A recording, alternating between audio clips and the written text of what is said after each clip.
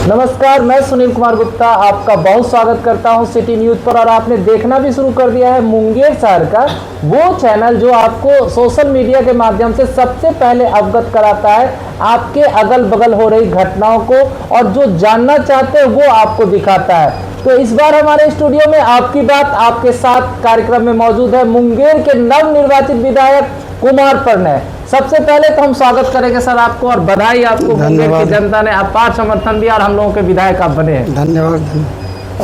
आइए जानते हैं मुंगेर के नवनिर्वाचित मुंगेर के विधायक कुमार प्रणय के बारे में। चूंकि एक नाम परिचय के मोहताज नहीं है, इनका एक अपना पहचान है और इलाके में पहले से ही इनका एक नाम है।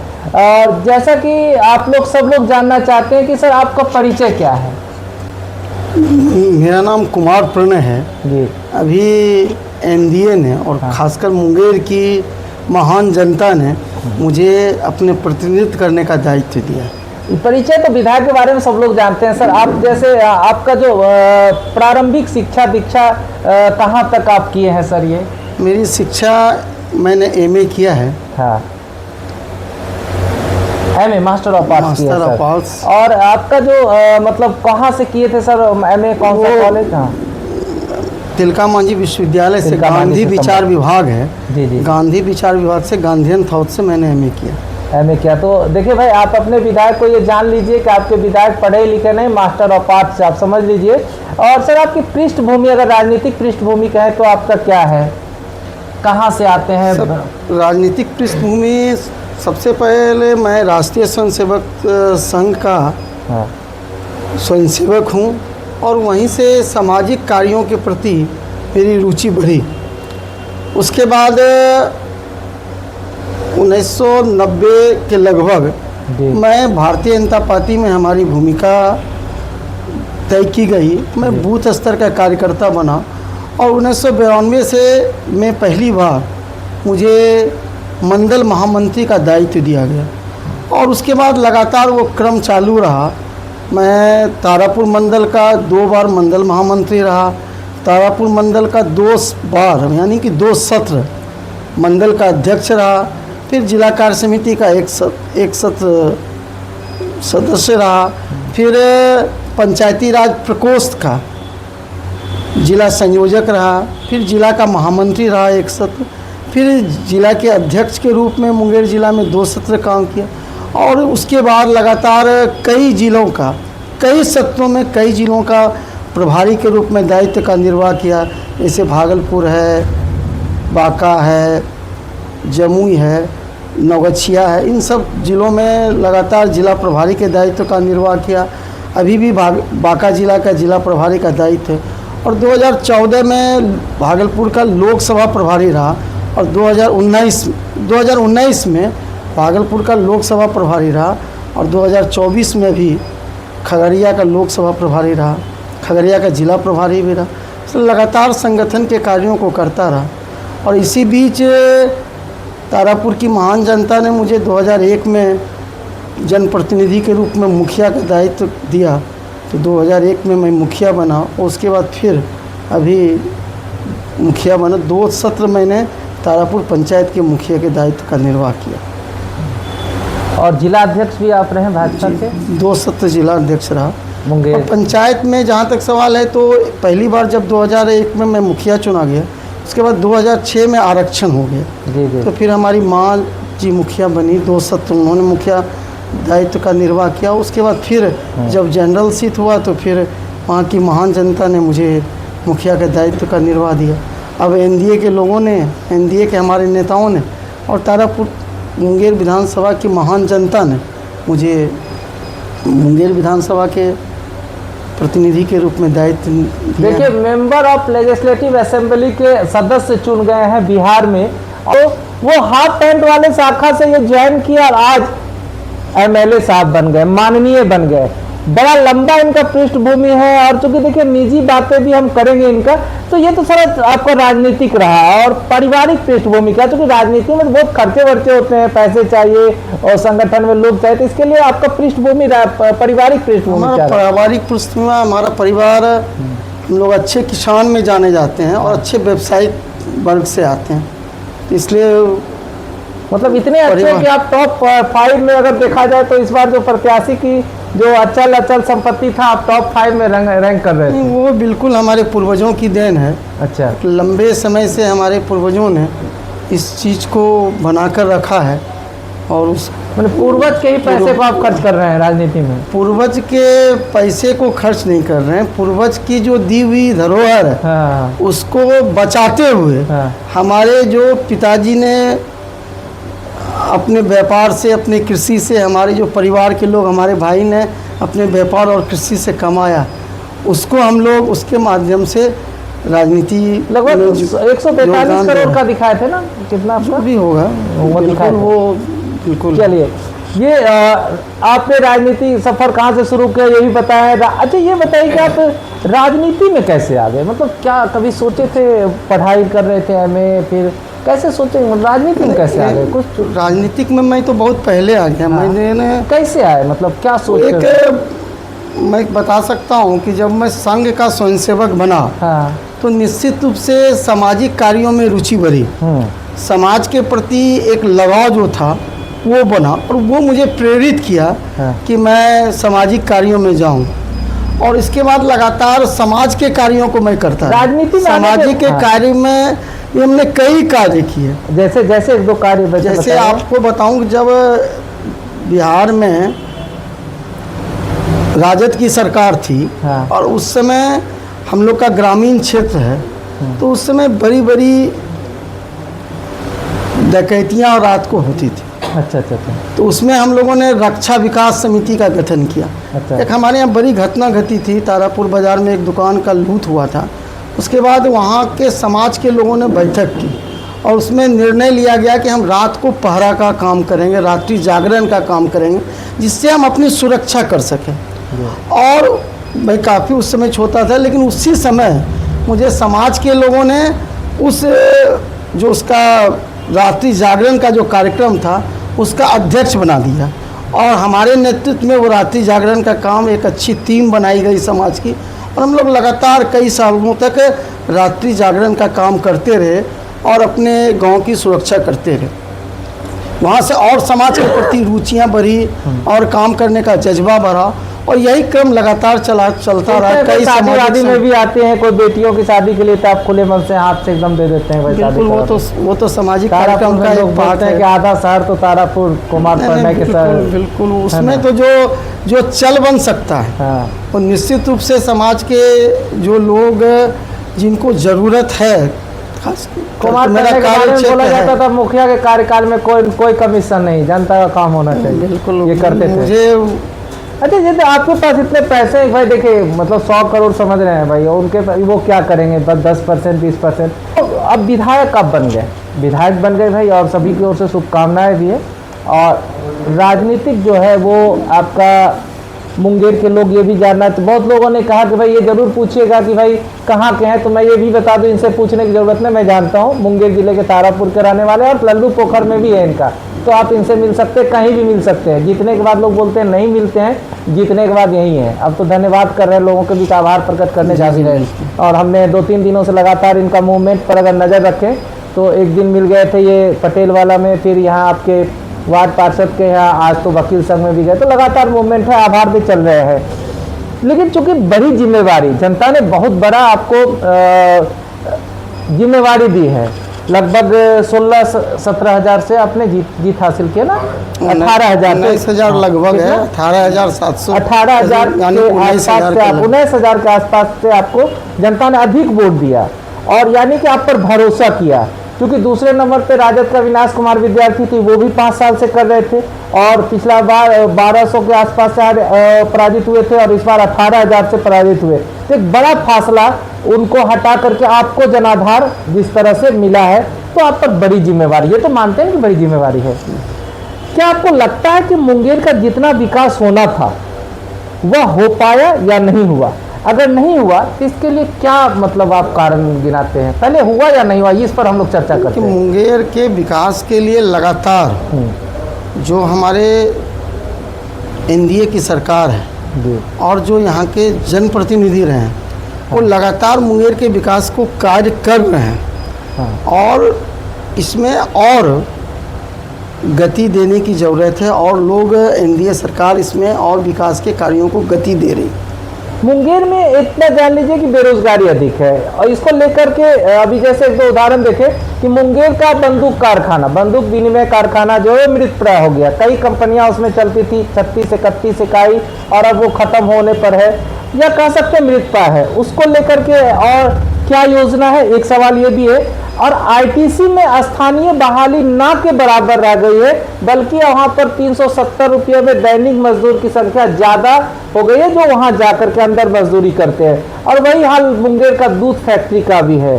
तो ये जो तीन, कहने को तो हमारे यहाँ 3 फैक्ट्रियां हैं, कहीं भी जाएंगे तो मुंगेर विधानसभा में ही 3 फैक्ट्री है। भाई आईटीसी का मदर फैक्ट्री है, जिससे बड़े बड़े फैक्ट्रियाँ बाहर में चालू हुई, आईटीसी का बड़ा होटल वगैरह है। तो ये स्थिति करके लोग आते भी, ट्रेन भर करके लोग जाते भी हैं। इसको लेकर के क्या योजनाएं रहेंगी आप? देखिए, बिल्कुल मैंने जो लक्ष्य तय किया है जी कि मुंगेर में औद्योगिकरण का विकास हो जी, और जब औद्योगिकरण का विकास करना है तो इन सब बातें इसमें समाहित होती हैं कि इन सब को अच्छे ढंग से आगे कर इसमें हम कितनी संभावनाएं बढ़ा सकते हैं, कितनी संभावनाएं खोजकर इस पर काम कर सकते हैं, उस पर हम लोग लगातार लगेंगे और ये काम करेंगे। जहाँ तक बंदूक कारखाना का सवाल है तो भारत सरकार ने इसके लिए बड़ी योजना बनाई। अभी उद्योग विभाग ने भी बिहार में भारत सरकार ने यह तय किया है कि हम यहाँ बड़े बड़े उद्योग लगाएंगे, जिसमें कि जो प्रधानमंत्री जी का सक्षम भारत बनाने का, आत्मनिर्भर भारत बनाने का जो लक्ष्य है, उसके तहत ये बंदूक कारखाने को भी मोडिफाई कर भारत सरकार इस पर लगातार काम कर रही। और बिहार सरकार ने भी जो प्रस्ताव भेजा है भारत सरकार को, उसमें मुंगेर में भी बंदूक कारखाने को लिया गया है कि इसमें हम कितना काम कर सकते हैं, कितना इसका विस्तारीकरण कर सकते हैं, कितना इसका आधुनिकीकरण कर सकते हैं। इस पर बिहार सरकार और भारत सरकार कार्य कर रही। अब हम लोगों की ज़रूरत है कि इसमें और लगकर इसको गति देने की ज़रूरत है। इसकी जो योजनाएं बन रही है, इसकी जो नीति बन रही है, उसमें मुंगेर को इसका लाभ मिले, इसके लिए अब हम लोग काम करेंगे। बड़ी फैक्ट्री है, मल्टीनेशनल फैक्ट्री है आईटीसी कहने को तो एकदम बड़ी फैक्ट्री है भाई। इसकी कई शाखाएं बाद में मतलब स्थापित हो गई, ताज होटल वगैरह इनका है। लेकिन जिसने जन्म दिया इतने सारे इंडस्ट्री को, आईटीसी का, वो मदर फैक्ट्री में अब तो ना तो मजदूर वैसा हो रहा है, और मजदूर है भी तो दैनिक मजदूर है। और जितना आईटीसी को अपना रिस्पांस करना चाहिए पब्लिक फील्ड में, वो भी नहीं हो रहा है। इसको लेकर के भी आप प्रबंधन से बात करेंगे, उसको सही करने की कोशिश करेंगे। आईटीसी मुंगेर की एक पहचान है। जी जी जी। आज हम जब औद्योगिकरण की बात करते हैं तो उसमें मुझे ये ध्यान आता है कि अगर औद्योगिकरण के विकास में आईटीसी एक सहायक सिद्ध होगी। क्योंकि अब जब औद्योगिकरण की बात करेंगे, बड़े बड़े उद्योगपति को लाने की बात करेंगे, बड़े बड़े उद्योग कल कारखाने खोलने की बात करेंगे, तो लोग उस शहर की पहचान को जरूर देखना चाहते हैं। उसमें आईटीसी मुंगेर का एक ब्रांड एम्बेसडर, तो निश्चित रूप से उसका लाभ उद्योग के क्षेत्र में मुंगेर को मिलेगा। और जहाँ तक आपने जिन बातों की चर्चा की है, जब हम लोग आईटीसी के प्रबंधक जी के साथ बैठेंगे तो फिर उस पर हम लोग चर्चा करेंगे, उसमें और आईटीसी क्या अच्छा कर सकती है। देखिए भाई, विधायक जी ने सीधा सीधा कह दिया कि जो रिस्पांस है कंपनियों की वो ज़मीन पर उतारेंगे, उसके लिए प्रबंधन से भी बात करेंगे। देखिए, तो बातें हो गई बेरोजगारी की, और जो रोज़ हम लोग जूझते हैं वो अतिक्रमण की समस्या मुंगेर में है। हालांकि अतिक्रमण का जो जिम्मेवारी है वो नगर निगम की है, और नगर निगम के ये आमंत्रित होते हैं और वहाँ पर इनको बहुत बड़ी भूमिका रहती है नगर निगम में जो एमएलए होते हैं। तो चाहे 1 नंबर ट्रैफिक से पूरब सराय की ओर हो, चाहे कौड़ा मैदान गोला रोड हो, भाई वहाँ गाड़ी नहीं चल पाती। आप भी आए होंगे सर, ये एकदम मतलब बेबाक हम लोग बात करें, अभी भी आए होंगे तो लगता होगा कि रोड बदल के चले, भाई बहुत जाम है। तो ट्रैफिक जाम यहाँ की एक नियति बन गई है, तो इस पर कुछ करेंगे विधायक जी? देखिए, ट्रैफिक जाम सचमुच मुंगेर की एक बड़ी समस्या है जी। और मैं जहाँ तक देखा हूँ समाचार पत्रों के माध्यम से, और भी जब देखने का मौका मिला है कि नगर निगम और सरकार इस पर काम कर रही है। हाँ। लेकिन उसका जो रिस्पांस आना चाहिए, हाँ, वो रिस्पांस अभी तक नहीं मिल पाया है। इसलिए ये लगातार हम लोग ये प्रयास करेंगे नगर निगम से मिलकर, मुंगेर के जिला प्रशासन से मिलकर, कि इस समस्याओं का समाधान निकले और जो अतिक्रमण की समस्या है, रोड जाम की समस्या है, उससे मुंगेर को निजात मिले। इस पर हम लोग लगातार काम करेंगे। देखिए, विधायक जी ने कहा कि इस पर हम बात करेंगे नगर निगम प्रशासन से। अभी चूंकि हमने सवाल इसलिए लेना शुरू किया कि बाद में भागे नहीं, अभी पकड़ करके धर लिए हैं, स्टूडियो में बैठा के इनसे कबुलवा लिए हैं, गछा लिए हैं, तो ये गछ रहे हैं कि सब काम होगा और एक एक चीज़ इनको अवगत भी करा रहे हैं। बाद में इन्हें बोले थे कि भाई आया ही नहीं इस तरह पर, हम तो उस विभाग में लगे रहते, एक एक चीज़ जानकारी इनसे बता भी रहे हैं और ये बोल भी रहे हैं कि हम करेंगे।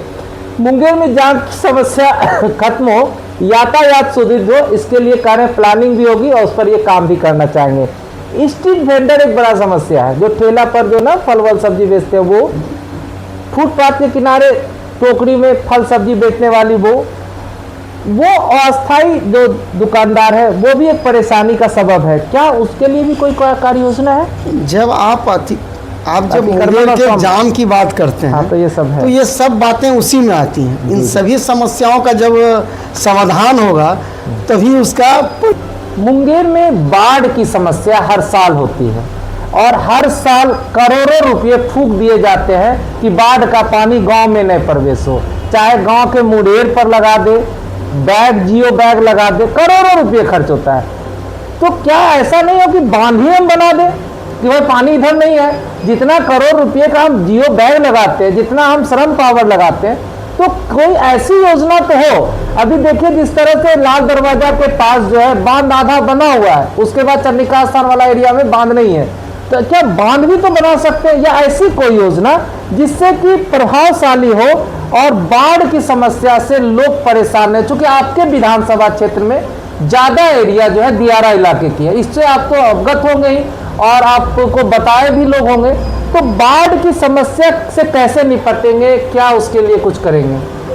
देखिए, मुंगेर विधानसभा के लिए बाढ़ की समस्या एक बड़ी समस्या है जी, और बिहार सरकार लगातार इस पर कार्य कर रही है। बिहार सरकार ने इस पर कई कार्यक्रमों को लिया है जी। अब हम लोग भी इस पर आने वाले समय में देखेंगे कि इस समस्याओं पर हम निराकरण के लिए उस पर क्या किया जा सकता है, कैसे इसका प्रभावशाली मूर्त रूप दिया जा सकता है, उस पर एक अध्ययन कर उस पर एक कार्य योजना हम लोग बनाएंगे। चूँकि लगातार ये तो हर साल की समस्या है, बरसात के दिनों में, बाद के दिनों में बाढ़ आती है। अभी तो कटाव भी हो रहा है। जी जी, हाँ, अभी तो हम लोग कटाव की समस्या से भी ग्रसित हैं, उससे जूझ रहा है। तो वीडियो वगैरह हम देखते हैं। बिहार सरकार लगातार उस पर काम भी कर रही है, कटाव को रोकने के लिए प्रयास भी कर रही है। तो इस पर जो है एक बड़ी दूरगामी योजना बनाकर इस पर हम लोग आगे इसके लिए कार्य करेंगे। देखिए, बाढ़ की योजना के बारे में ये बता रहे हैं, काम करेंगे, दूरगामी योजना बनाएंगे। दूरगामी मतलब जो बहुत दूर तक असरदारी हो, नज़दीक वाला नहीं कि जियो बैग डाल दिए अब फिर अगला साल उतना पैसा फिर निकल जाएगा। मुंगेर ऐतिहासिक एवं धार्मिक रूप से काफ़ी प्रसिद्ध है। इस जैसे मुंगेर में अगर बात करें तो हजरत पीर अली नफा साहब का मज़ार है, मुंगेर में सिद्ध शक्ति पीठ है, मुंगेर में योगाश्रम है, मुंगेर में सीता कुंड है और ऋषि कुंड है। ऐसे कई जगह जो आपके विधानसभा क्षेत्र में, जिला की हम बात नहीं करेंगे, विधानसभा वाइज बात करेंगे, क्योंकि हम तारापुर या जमालपुर अलग अलग विधानसभा है तो उसके लिए हम अलग बात करेंगे। तो ये जो मुंगेर विधानसभा में आपके क्षेत्र आते हैं, जाके आपका ये है, तो इसको लेकर के पर्यटन की संभावनाएं अपार है। लेकिन आप दुर्भाग्य की बात बोलिए कि मुंगेर किला के गेट के पास दाहिने साइड पर्यटन विभाग का ऑफिस हुआ करता था। अब वो ऑफिस सरकारी था, लेकिन वो बिल्डिंग में गायब हो गया। अब वो नयका बड़का शटर वाला बिल्डिंग लग गया। अब वो किसका शटर है, हम इस पर नहीं जाएंगे। लेकिन एक बड़ी बात है ना कि आखिर मुंगेर का पर्यटन विभाग का ऑफिस गायब होकर के अगर निजी किसी का बन जाए दुकान, तो सवाल पैदा करता है। सवाल इसलिए पैदा करता है कि चूंकि पर्यटक लोग आके किससे पूछेंगे, तो वो कार्यालय में पूछेंगे और कार्यालय ही गायब हो गया वहां से। तो अगर मुंगेर में इतनी सारी ऐतिहासिक धार्मिक जगह है, लेकिन मुंगेर पर्यटन के मानचित्र पर स्थापित नहीं हो पाया। हाल के दिनों में राज्य सरकार ने सीताकुंड को राजकीय मेले का दर्जा दिया, ऋषिकुंड में भी पैसे आवंटित हुए, काम हो रहा है, लेकिन जो होना चाहिए द्रुत गति से, जो बड़ा रूपरेखा होना चाहिए। अब चंडिका स्थान में कई करोड़ का योजना आया, क्या हालत है चंडिका स्थान के आप देख ही रहे हैं। तो इस सब चीजों को लेकर के कितना आप कर पाएंगे इन जो धार्मिक और ऐतिहासिक स्थल है। देखिए, पहली बात तो ये कि आपने स्वयं स्वीकार किया हाँ कि पर्यटन के क्षेत्र में बिहार सरकार कार्य कर रही है। हाँ, लेकिन अपने यहाँ नहीं हम लोगों ने भी ये तय किया है कि मुंगेर को विकसित मुंगेर बनाने के लिए हमारे पास पर्यटन की अपार संभावनाएं हैं, और इस संभावनाओं को हमारे देश के आदरणीय गृह मंत्री जी ने मुंगेर के चुनावी सभा में एक और उसको आगे बढ़ाया है। उन्होंने जो घोषणा की कि हम आने वाले समय में मुंगेर को रामायण सर्किट से जोड़ेंगे, निश्चित रूप से इसके माध्यम से मुंगेर पर्यटन के क्षेत्र में आगे होगा।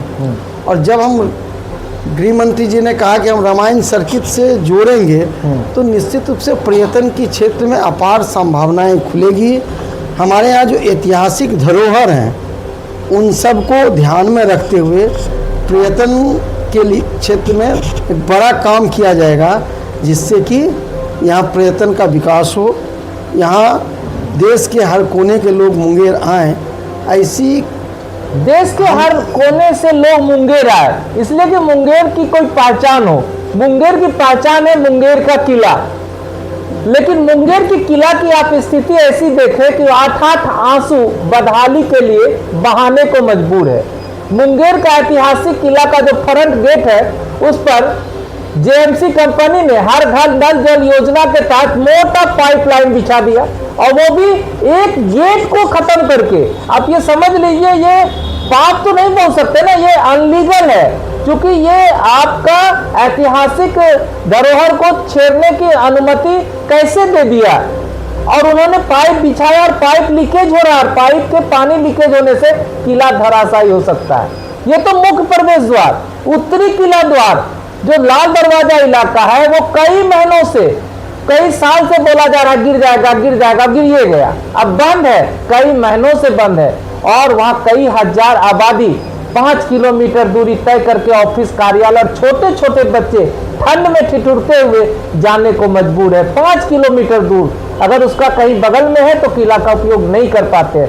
ऐसे में आप जो कह रहे हैं कि ऐतिहासिक किला की पहचान है वो खोते जा रहा है, छेड़छाड़ हो रहा है, और इसको लेकर के आप विधायक जी क्या इसके बारे में जानकारी है आपको?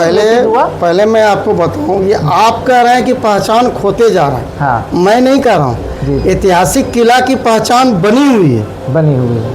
और ये मुंगेर के लिए शान का विषय है कि मुंगेर ऐतिहासिक शहर है। चाहे आप धार्मिक क्षेत्र में देखिए, चाहे सांस्कृतिक क्षेत्र में देखिए, चाहे आप अगर किला की ही बात लीजिए, तो ये कितना बड़ा ऐतिहासिक क्षेत्र है। ये मुंगेर की पहचान है, इसलिए खोता नहीं जा रहा है। और जो ऐतिहासिक पहचान है वो कभी खो नहीं सकता, वो अमित है, उसको कोई मिटा नहीं सकता। अब जहाँ तक संभावनाएं हैं कि कुछ मरम्मतीकरण का, कुछ आपने जिस ओर ध्यान दिलाया, तो ये मरम्मतीकरण के, मान लीजिए अगर किसी चीज़ का निर्माण हुआ है तो उसमें लगातार ये क्रम चलता रहता है कि उसका मरम्मतीकरण करना, उसको अच्छे स्वरूप में लाना, उसका रंग रोगन करना, ये सब तो एक पार्ट है जो कि उसका वो काम होते रहता है। जिला प्रशासन उसी काम को कर रही है। क्या ये जानकारी में थी कि इस तरह का किला का गेट के पास एक पाइप बड़ा लगा दिया गया है और उससे पानी रिसाव हो रहा है? उत्तरी किला रिसाव की जानकारी तो अभी आप दे रहे हैं। हाँ। ये देखने वाली तो बात होगी। चलिए, नवनिर्वाचित हैं, अभी लोग आपको बताएंगे भी। आप सबसे बड़ी बात ये हुई कि आप ये कह रहे हैं कि हम लोग संवेदनशील हैं, और सिटी न्यूज़ के माध्यम से बहुत सारी जानकारी मैं भी आपको समय समय पर देता रहूँगा, क्योंकि देखिए विधायक की बहुत बड़ी सीमा होती है ना, अलग अलग क्षेत्र में कहाँ क्या हो रहा है। तो आप भी अपने इलाके में कोई समस्या हो तो ऐसा मत सोचिए कि विधायक जी के 4-5 गो आँख कान है, तो आप भी आँख कान बनिए और आप उनको बताइए और वो समस्या का सॉल्यूशन होगा। विधायक जी, ये तो निश्चित है ना? बिल्कुल, मेरा पूरा प्रयास रहेगा। हम तो 100% देंगे उस समस्याओं के समाधान के लिए। मुंगेर का जो सड़क का है बहुत ही खराब स्थिति में, अभी तो पूजा के पहले कुछ सड़क पर रिस्टोरेशन का काम या कुछ बनना किसी इलाके में चालू हुआ था, एकदम खस्ता हाल है। इसके लिए जो जानकारी मुझे है कि मुंगेर में 3 एजेंसियां काम कर रही है। एक हर घर जल नल योजना के लिए जेएमसी इंफ्राटेक जो पाइप बिछा रही है, घरे घर कनेक्शन कर रही है, जो सभी वार्ड में हर घर तक पहुंचेगी। दूसरा जो है एक ईएमएस इंफ्राक्रोन है जिसका हेडक्वार्टर आपका शेरपुर में है, चौखंडी के पास उसका हेडक्वार्टर है। पूरे शहर का गंदा पानी लेकर के उसको साफ करके उसको गंगा में ही निकाल रही है। हालांकि उस समय कुछ लोग बताए थे कि इसको खेतों में हम सिंचाई का उपयोग करेंगे, लेकिन साफ करके गंगा में गिरा रही है। तो और एक है इंडियन ऑयल। मतलब ये तीनों कंपनी करती क्या है कि जैसे सड़क हम बनाए तो गैस वाला करके खोद दिया, फिर बना तो फिर पता चला करके जेएमसी वाले खोद दिए, वो बना फिर तीसरा को बना के गया तो पता चला ईएमएस वाला खोद दिए। तो सड़कें बन रही है, ऐसा नहीं कि सड़कें नहीं बन रही है, लेकिन खोदाई भी उसी रफ्तार से हो रही है। तो ऐसा भी तो हो सकता है कि तीनों कंपनियां पहले एक साथ बैठ जाए टेबल पे, तो बात कर ले हम लोग कि भाई तुम कब खोदोगे, उसके बाद सवाल बात हो गई तो भाई ठीक है तीनों 1 महीना तक खोदते रह जाओ, अगले महीने बनेंगे।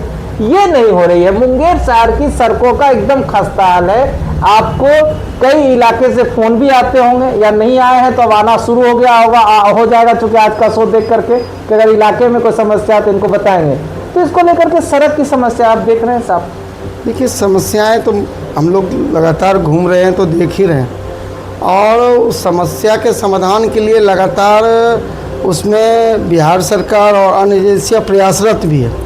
और जब निर्माण का कुछ काम होता है तो फिर इस तरह की समस्या आती है और उसका समाधान भी होता है। तो ये क्रम लगातार चलेगा और कुल मिलाकर अंत में एक अच्छी सड़क मुंगेर की बनेगी। इस पर हम बिल्कुल आशान्वित हैं कि इन सब कामों के बाद एक अच्छी सड़क मुंगेर में मिलेगी, यहाँ के लोगों को मिलेगी। देखिए उस आस में तो कई साल गुजर गए हैं, आपका आश्वासन फिर मिला है मुंगेर शहर के लोग? लगातार आश्वासन का सवाल नहीं है, सवाल ये है कि आप ही ने बताया कि अलग अलग क्षेत्रों में काम हो रहे हैं। हाँ। अलग अलग एजेंसियां अलग अलग क्षेत्रों में काम हो रही काम कर रही। तो जब काम कर रही है तो निश्चित रूप से जो काम की प्रक्रिया उससे गुजरते हुए हम लोगों को इसकी समस्या की कम्युनिकेशन गैप है। जब हम दोनों एक ही काम को करना है और इसी सड़क पर करना है तो हम लोग बात कर लेना। अब देखिए कोणार्क सिनेमा वाली सड़क है, उस पर मोरंग बिछा दिया गया और अब उसमें लीकेज शुरू हो गया। तो पहले लीकेज की समस्या होनी चाहिए, बाद में मोरंग बिछता।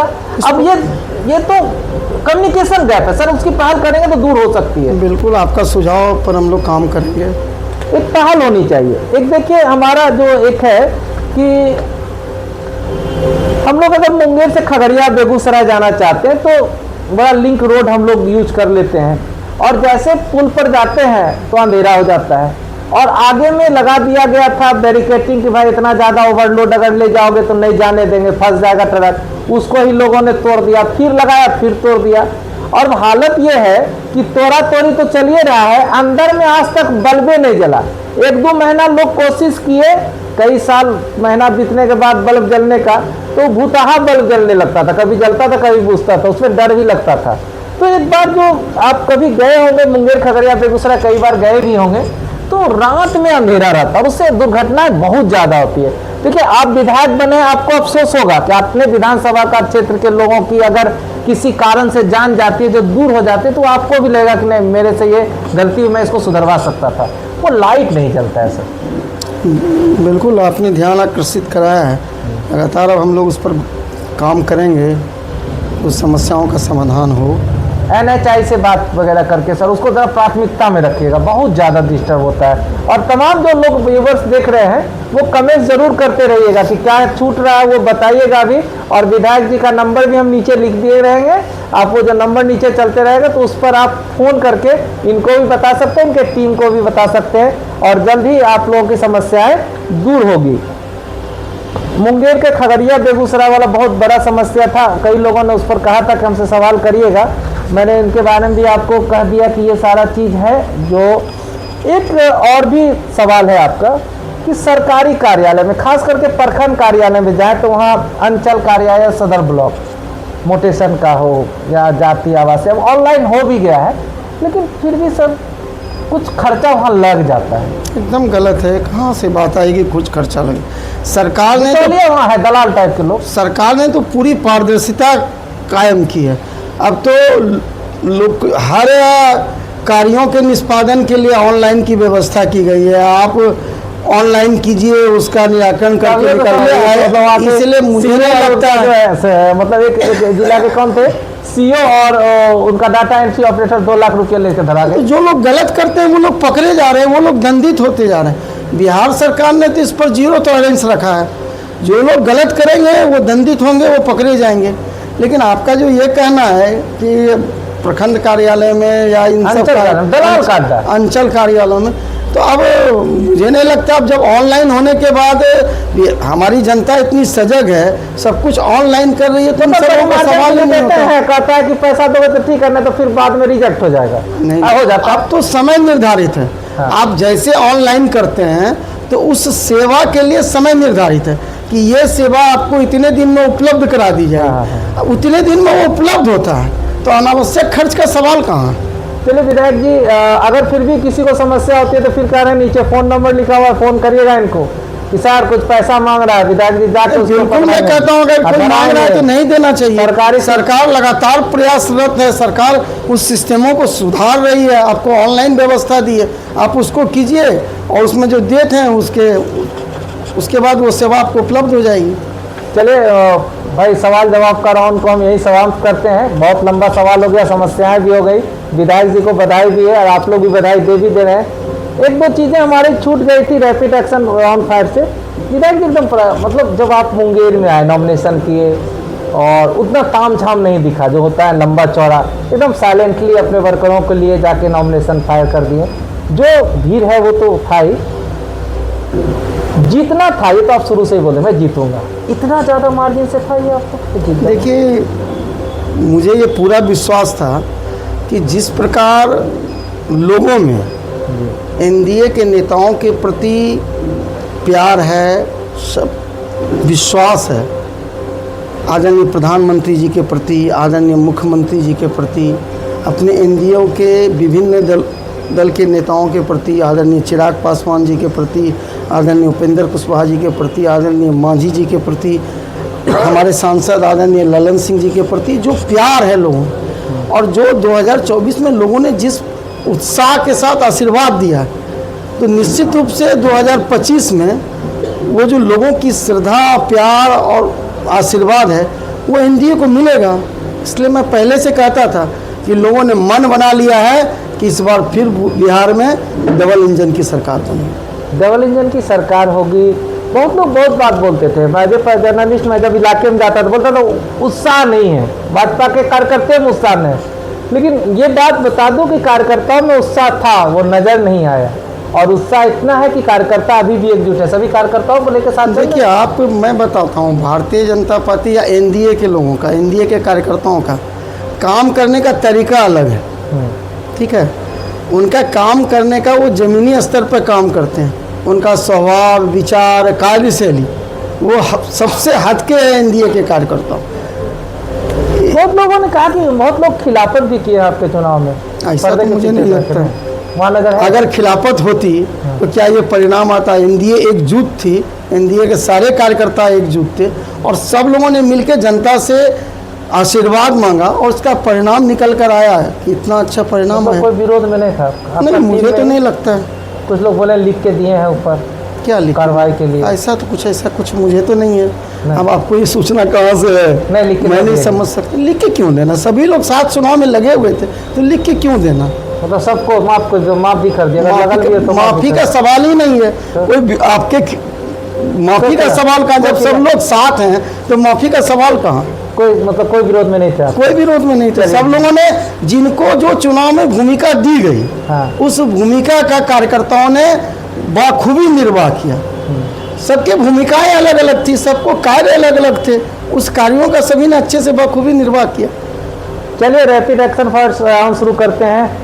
ऐसा कोई कार्य जिसको लगता है कि मैंने अच्छा किया, मुझे संतुष्टि मिली? जीवन का तो ढेर सारा कार्य है। जो सामाजिक जीवन जीने का जो मुझे लगता है कि जो सामाजिक जीवन जीने का मैंने जो निर्णय लिया, वही मेरे लिए काफ़ी संतुष्टि का परिचायक है, और जिस प्रकार लोगों ने मुझे प्यार दिया, सामाजिक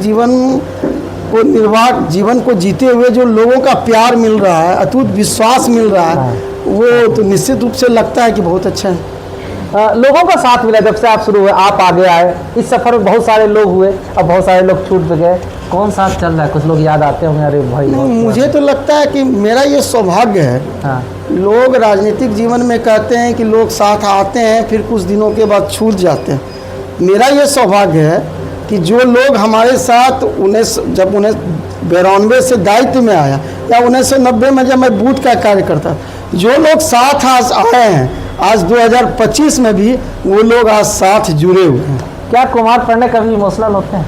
इमोशनल तो मनुष्य का स्वभाव है, इमोशनल होना ही चाहिए। मैं तो इसको अच्छा मानता हूँ कि अगर आप जितना संवेदनशील रहेंगे उतने समाज के प्रति आप अच्छा दायित्व का निर्वाह कर सकें। समाज के प्रति आप उतना जवाबदेह हो सकेंगे जितना आप संवेदनशील होंगे। कुमार प्रणय को गुस्सा कब आता है? ऐसा तो करिए है नहीं, गुस्सा क्यों आएगा भाई? हाँ। सब लोगों का तू प्यार मिलता है तो गुस्सा क्यों आएगा? परिवार का सहयोग मिलता है पूरा। आज तो मैं ये कह सकता हूँ कि मैं आज जहाँ भी हूँ इतना लंबा सामाजिक जीवन जी पाया हूँ और सामाजिक राजनीतिक जीवन जी पाया हूँ, तो इसमें मेरे पूरे परिवार की भूमिका है। हमारे पिता, माता, भाई बहन सबका अटूट स्नेह, प्यार और साथ मिला है, तब मैं यहाँ तक पहुँचा। पत्नी भी मदद करती है? बिल्कुल बिल्कुल। पढ़ने को तकलीफ कब होती है? जब काम से संवेदनशील हूँ तो दुख सुख का तो पाठ लगा रहता है। कोई अच्छा काम होता है तो खुशी होती है, कहीं गलती हो जाती है, कहीं लगता है कि यहाँ ये चूक हो गई, तो निश्चित रूप से दुख होता है। पब्लिक का रिस्पांस क्या है आपके प्रति? मैंने तो कहा कि जब से मैं सामाजिक राजनीतिक जीवन में हूँ, लोगों का अथाह प्यार सम्मान मिला है। लोग मुझे परिवार का सदस्य के रूप में मानते हैं, परिवार का अंग मानते हैं, इसलिए तो मैं समझता हूँ कि ये तो सबसे बड़ा रिस्पांस है हमारे प्रति। सिटी न्यूज़ के दर्शकों को हमारे माध्यम से क्या कहना चाहेंगे आप? मैं आपके दर्शकों को ये कहना चाहता हूँ कि आपने जो आशीर्वाद दिया, जो प्यार दिया, उसके लिए मैं आपके प्रति कोटि कोटि आभार व्यक्त करता हूँ और आपसे आशा करता हूँ कि लगातार आपका प्यार आशीर्वाद बना रहे और जो भी आपका मार्गदर्शन हो वो भी मुझे मिलता रहे, जिससे कि हम मुंगेर को और ऊंचाई पर ले जा सकें। बहुत बहुत धन्यवाद। ये थे आपके और हमारे विधायक कुमार प्रणय।